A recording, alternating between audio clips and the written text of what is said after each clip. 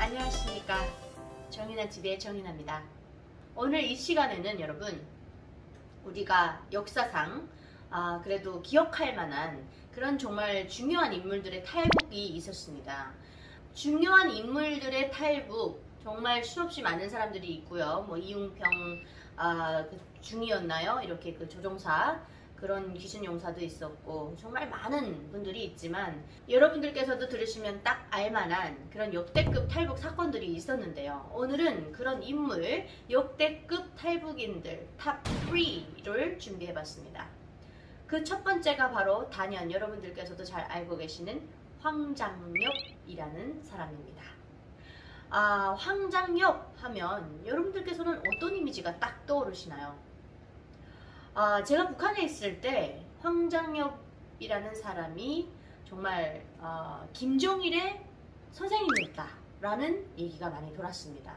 그랬는데 김정일 같은 경우는 어려서 친모를 잃고 김성애 그 후더머니 손에서 이제 뭐 후더머니 손에서 자라지도 않았어요. 그런데 이제 후더머니가 들어오고 나서 굉장히 좀 반항하고 성격이 굉장히 이지라돼가고 좀 나쁜 쪽으로 이렇게 좀 빠지면서 굉장히 그 아버지인 김일성한테도 굉장히 반항하는 이런 반항아의 모습을 많이 보여줬다고 합니다. 그래서 그런 김정일의 개인 교사였다, 황장엽이.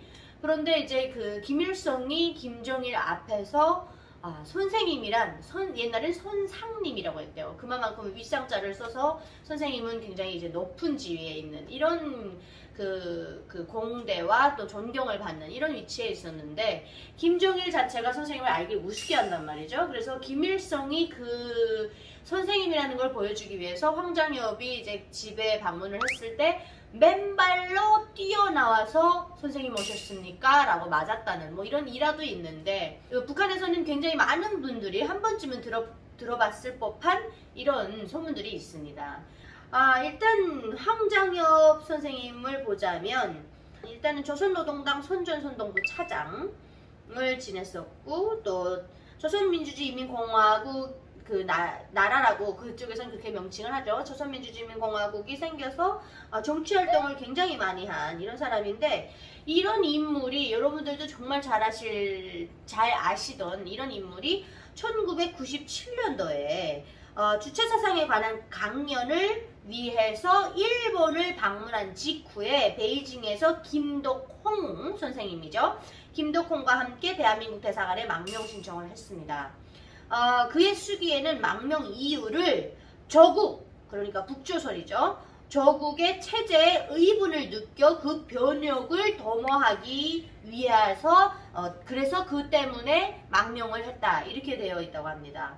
하지만 소련의 붕괴와 맞물려 자신이 담당하던 당 국제사업의 실패가 원인으로 꼽히고 있다. 이렇게도 보고 있죠. 그래서 망명 후에는 각종 강연들 이런 것들을 통해서 김정일 정권의 이런 타도를 주장을 하였으나 이후 뭐가 좀 잘 안 됐죠. 그리고 이제 그 황장엽 선생님이 원하시던 그런 날이 오기도 전에 이렇게 돌아가셔서 참 안타까운 그런 상황입니다. 네, 그리고 두 번째는 여러분들께서도 잘 알고 계시는 이한영입니다. 이한영 하면 여러분들 아마 그 총격으로 인한 피살로 돌아가신 거 이런 것들에 대해서 많이 기억을 하시고 또 김정일과 연관됐다라는 거는 누구나 다 알고 계실 겁니다. 이 이한영 씨가 출생은 1960년도에 출생을 했습니다. 그리고 이제 평양 직할시에서 이제 태어났는데 그렇다면 이 이한영이라는 인물이 김정일과 어떻게 엮였느냐? 그 김정일의 그 첫 번째 여자죠. 성혜림. 성혜림이 이 이한영의 이모였습니다. 그러니까 이모부가 김정일이 되는 것이죠. 그러면 어떻게 됩니까? 이모부니까 조카가 되는 거죠. 네, 그래서 이한영이 이제 우리나라에 망명을 해서 제가 살고 있는 이 경기도 성남요 주변에 살고 있었는데 여러분들 잘 아시겠지만 향년 36세에 사망을 했죠. 이 이한영 씨가 이제 총격, 피살로 이제 돌아가셨는데 여러분들께서 잘 알고 계시겠지만 그냥 살고 있는 아파트에 와서 그냥 그 엘리베이터에서 그냥 이렇게 쏴주겠다 그러잖아요. 그래서 이제 머리를 이렇게 관통해가지고 총알이 아예 그냥 머리를 관통한 상태에서 병원에 실려갔지만 손쓸 새도 없이 그냥 그렇게 돌아가신 이런 안타까운 상황이었죠. 그래서 이한영 씨 같은 경우는 오셔서 뭐 PD로도 일하시고 굉장히 뭐 많은 활동을 이렇게 하시다가 그런데 이제 평상시에 이런 말을 자주 했대요. 나는 계속 죽을 것 같은 그런 두려움에 살아간다. 나를 가만둘 것 같지가 않다. 계속 그렇게 두렵다 했대요. 근데 말이 씨가 되었던 걸까요? 정말 총에 맞아서 죽는 그런 총에 맞아서 죽는 꿈도 꿨다 그래요. 이한영 씨가 평상시에. 그랬는데 정말 총에 맞아서 돌아가시는 이런 사건이 우리나라 대한민국에서 일어났죠. 예, 그래서 정말 아깝게도 젊은 나이에 36세 이렇게 돌아가셨고 정말 역대급 탈북, 역대급 망명, 또 역대급 북한 출신 중에는 굉장히 이런 역대급 탈북 또 망명 그 인물 중에 한 명이 아닌가 이런 생각을 합니다.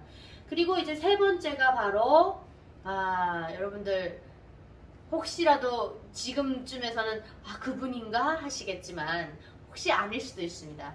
제가 이제 세 번째로 뽑은 인물은 바로 김한솔입니다. 네, 김정남의 장남이죠.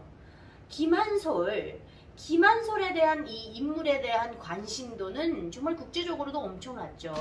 그래서 그 아드리안 홍창이 주도하는 자유조선 또 이제 링크라고 하죠. Liberty in North Korea, 북한의 자유를 이런 그 자유 뭐 무슨 방위대라고 하나요? 뭐 이런 천리마 방위대였나요? 뭐 그런 그 호칭을 내걸고 뭐 아드리안 홍창이 직접 김한솔을 중국에서부터 구출했다 이런 얘기도 있고요. 김한솔이 뭐 지금은 뭐 호주에 있다, 미국에 있다 여러 가지 얘기가 나오고 또 미국 FBI에서 그를 보호하고 있다 여러 가지 그 가설들이 있지만 그 중에서 뭐가 진짜인지는 저희도 지금 모르고 있는 상황이죠. 그런데 이제 김한솔이라고 생각을 하면 여러분들께서 북한의 그 대역변을 일으킬 수 있는 대항마로 생각하시는 분들도 계시겠지만 사실 저희 같은 북한 출신들은 그것에 반대를 하죠. 왜? 그들이 말하는 백두혈통 중에 하나이기 때문에 그가 뭐 다음 그 김정은 다음의 정권을 이어간다? 이건 말이 안 되는 것이죠. 그래서 만약에 저 정권이 정말 우리가 바라는 대로 어떻게 뭐 붕괴된다 하면 정말 새롭게 준비된 그리고 또 경험이 많은 이런 사람들을 뽑아서 저희가 그쪽에서도 또 뽑아서 이렇게 가야 되지 그 김한솔이 김정남의 장남이라는 이유만으로 그가 또다시 그 자리에 올라가서 어떠한 권력을 쥐게 해서는 안 된다라는 그런 생각을 많이 가지고 있어요. 그런데 또 일각에서는 왜 김한솔을 대항마로 내세우느냐? 바로 김한솔의 인터뷰 때문입니다. 김한솔이 인터뷰에서 이런 얘기를 하죠. 김정남 자기 아빠가 돌아가셨다. 김정은에 의해서 피살됐다. VX라고 하는 독가스에서 살해됐다 라고 얘기를 하면서 자신은 정말 그 화나는 마음을 그 인터뷰에다 막 담아내죠.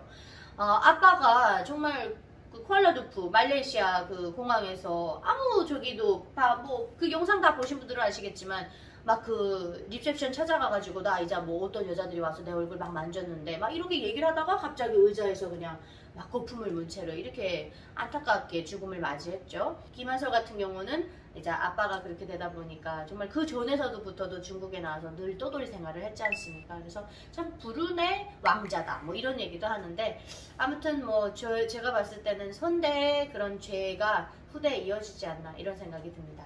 여러분들께서는 이 영상을 보시고 어떤 생각을 하셨는지 궁금합니다.